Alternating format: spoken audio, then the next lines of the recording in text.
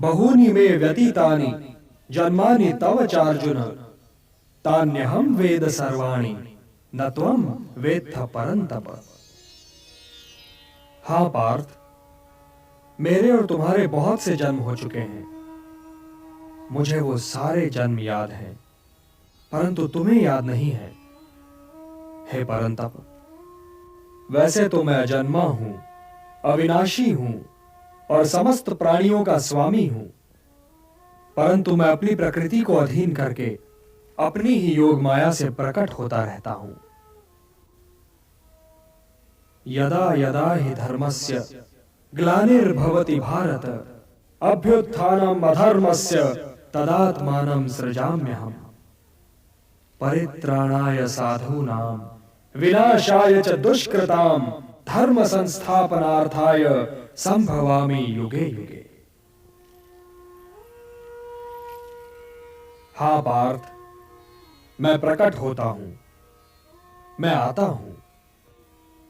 जब जब धर्म की हानि होती है तब तब मैं आता हूं, जब जब अधर्म बढ़ता है तब तब मैं आता हूं। सज्जन लोगों की रक्षा के लिए मैं आता हूं, दुष्टों का विनाश करने के लिए मैं आता हूं, धर्म की स्थापना के लिए मैं आता हूं और युग युग में जन्म लेता हूं। किंतु हे केशव, धर्म की हानि होती ही क्यों है? धर्म की हानि इसलिए होती है पार्थ कि मनुष्य मोह के बंधन को नहीं तोड़ पाता, कि वो अपने स्वयं से नाता तोड़कर समाज से नाता नहीं जोड़ पाता। हे पार्थ, यदि ऐसा न हुआ होता तो लाक्षागृह दुर्घटना न हुई होती, द्रौपदी वस्त्र हरण न हुआ होता और कौरव और पांडव सेनाएं यूं आज एक दूसरे के सामने नहीं खड़ी होती। तो क्या द्रौपदी वस्त्र हरण पर मुझे क्रोध नहीं आना चाहिए था केशव? यह निर्णय तो स्वयं तुम्हें लेना है पार्थ, किंतु द्रौपदी वस्त्र हरण केवल तुम्हारी व्यक्तिगत समस्या नहीं है पार्थ।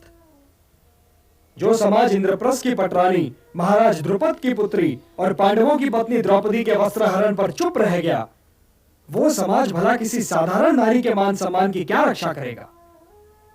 द्रौपदी वस्त्र हरण एक सामाजिक समस्या है पार्थ, एक सामाजिक समस्या है, और यह तुम्हारा कर्तव्य है कि तुम उन शक्तियों को नष्ट करने के लिए युद्ध करो जो किसी द्रौपदी का वस्त्र हरण कर सकती हैं। ये शक्तियां समाज की शत्रु हैं पार्थ, और जो महापुरुष इस युद्ध में उन शक्तियों के पक्ष में हैं, उनके पक्ष में युद्ध करने आए हैं, उनसे युद्ध करने में भी संकोच न करो।